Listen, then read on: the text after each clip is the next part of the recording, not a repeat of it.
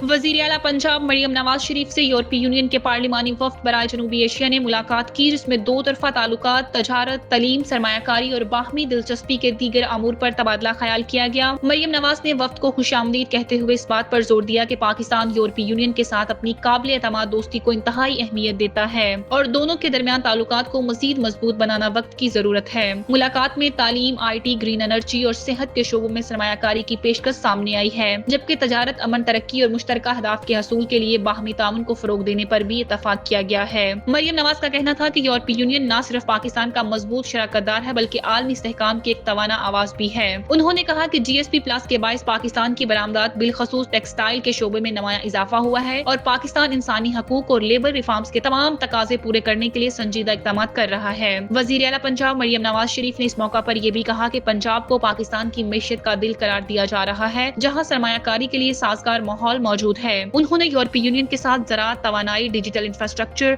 और माहौलियाती मंसूबों में ताउन को फरोग देने की ख्वाहिश का इजहार किया है। उनका कहना था कि पाकिस्तान के नौजवान बासलाहियत और मुतहरिक हैं, जिन्हें आलमी रोजगार की मंडी से जोड़ने के लिए ट्रेनिंग कोर्सेज कराए जा रहे हैं। मरियम नवाज ने इरास्मस मंडस स्कॉलरशिप में मुसलसल तीसरे साल पाकिस्तानी तलबा की सरे फहरिस्त आने पर खुशी का इजहार करते हुए कहा है कि ये पाकिस्तान के तालीमी मयार और नौजवानों की काबिलियत का सबूत है। उनका कहना था कि पाकिस्तान इलाकाई और आलमी अमन के लिए पुरअज़्म है और यूरोपीय यूनियन के साथ देरपा ताल्लुकात को मजीद फरोग देना चाहता है।